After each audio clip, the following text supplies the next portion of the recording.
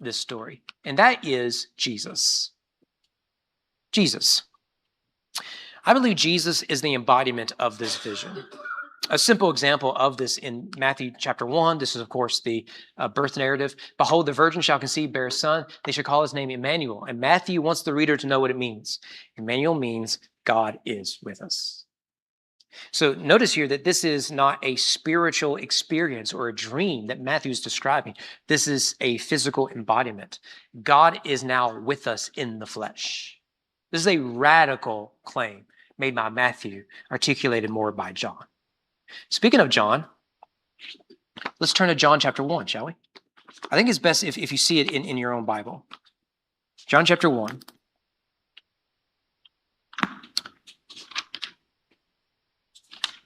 John the Apostle wants us to see this connection. John 1, verse 47. So in John 1, you get an introduction to Jesus as Logos, life, light, lamb. We've talked about all that. And then we meet some of his first disciples. You get Peter and James and John, all that. You also get Philip and Nathanael. And this scene with Philip and Nathanael it's different. Right? We don't get this scene anywhere else in the Synoptic Gospels. Go to verse 47. And as we read this, you tell me, does anything sound familiar? John writes, Jesus saw Nathanael coming toward him and said of him, behold, an Israelite indeed, in whom there is no deceit. Now, let me just pause there. Remember that the name Israelites, which would have been a bizarre way to introduce someone or to meet someone, the name Israel is the name Jacob. Now, Jacob's name is changed to Israel. So when you say Israel, you're saying Jacob. When you say Jacob, you're saying Israel. The Old Testament mixes those two all the time in its parallelism. Behold, a Jacobite. If there ever was one, there he is. There's Jacob right there. He goes on, verse 48. Nathanael said to him, how do you know me? Jesus answered him, before Philip called you, when you were under the fig tree, I saw you. Nathanael answered him, Rabbi, you are the Son of God. You are the King of Israel. He was like, well, that was easy. So, yeah, I saw you, in the shade under the fig tree, But notice this, verse 50. Jesus answered him, because I said to you, I saw you under the fig tree. Do you believe? You'll see greater things than these. And he said to him, truly, truly, I say to you, you will see heaven open, the angels of God ascending and descending on the Son of Man. That language sound familiar? It ought to. Because it mirrors Genesis 28, verse 12. It is the language of the angels of God ascending and descending. It's taken directly from Moses in Genesis 28.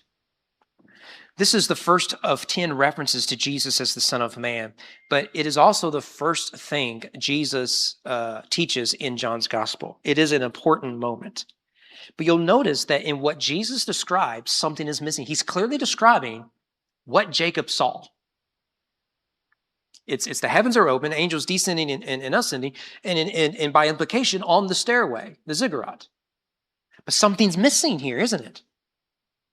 In Jacob's vision, the angels ascend and descend on the staircase. In Jesus' teaching, that staircase is missing. He says, look, you're going to see the heavens open. Angels ascending and descending. Yeah, we know the story. They ascend and descend on the staircase. But there is no staircase.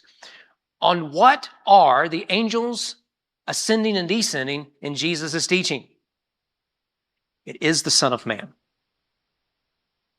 Jesus has replaced the staircase with himself. This is so important to understand the incarnation, isn't it?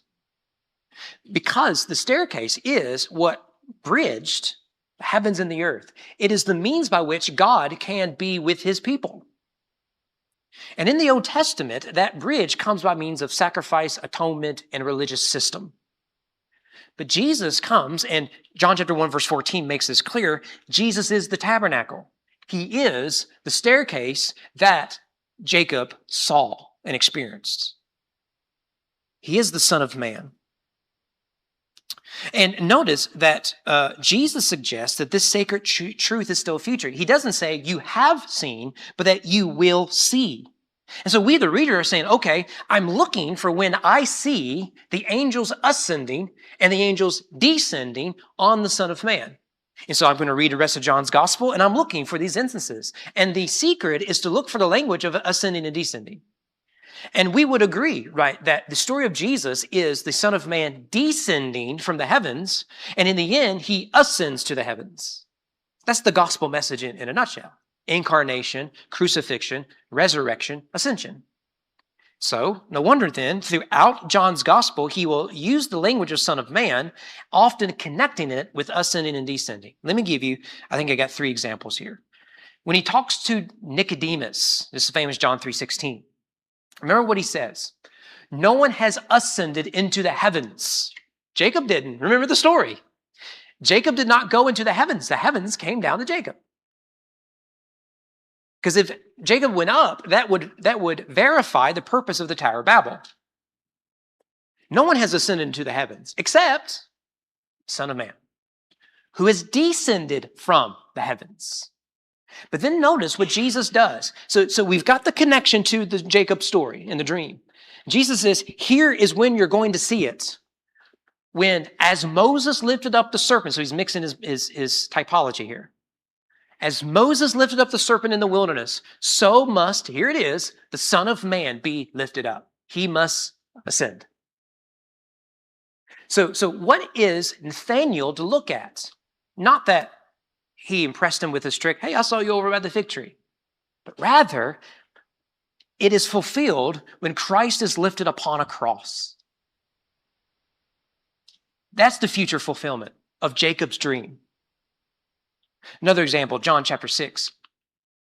Then what if you were to see, this is, Jesus feeds the 5,000 and all that. Then what if you were to see the Son of Man ascending where he was before? You see what John's doing? This is when people are rejecting Jesus because he says, you must eat my body and drink my blood. For I am the bread of life. And they reject him because it's a hard teaching. And he goes to the apostles and says, are you going to run away too? And Peter says, where else are we going to go? You have the words of life. And what does he say? In the end, what if you were to see the Son of Man ascending where he was before? But that ascension begins first upon a cross. One more example, John chapter 8. So Jesus said to them, when you have lifted up the Son of Man, right? And Nicodemus, that story kind of gave us what it is that we're expecting there. When you have lifted up the Son of Man, then you will know that I am he. By the way, that language is ego eimi. It's the burning bush narrative. Jesus is claiming he is the one who spoke to Moses. In the story, they try to kill Jesus. It's blasphemous language if not true. But when you have lifted up the Son of Man, then you will know that I am he, and that I do nothing on my own authority, but speak just as the Father taught me. So when I am lifted up, when I am ascended. Notice that in John's theology, the cross is a type of ascension. It is exaltation via humiliation. This is a theology of the cross in a nutshell. I wish we had time for this. Hey, it's going to storm. Let's stay for another hour. Let's do the theology of the cross.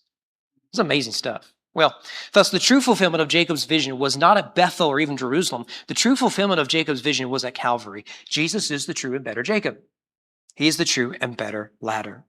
It was at the cross Jesus was lifted up like Jacob's staircase, like Moses' bronze serpent. And so what do we get in the end? Revelation 21, same author as the Gospel of John. I heard a loud voice from the throne saying, now notice, again, it's the voice from the throne, from the heavens. Behold, the dwelling place, the tabernacle of God is now with man. He will dwell with them. He will tabernacle with them, and they will be his people, and God himself will be with them as their God. This is the end game. And this is the fulfillment of what Jacob saw in a dream. What we are waiting for, as we said a few weeks ago, is not to float on clouds as chubby cherubs with little wings playing a harp. What we're waiting for is for what sin has separated, the heavens and the earth, the divine and the mortal, to be reconciled and restored and reunited again into a new heavens and a new earth with a new city, the new Jerusalem coming down with it.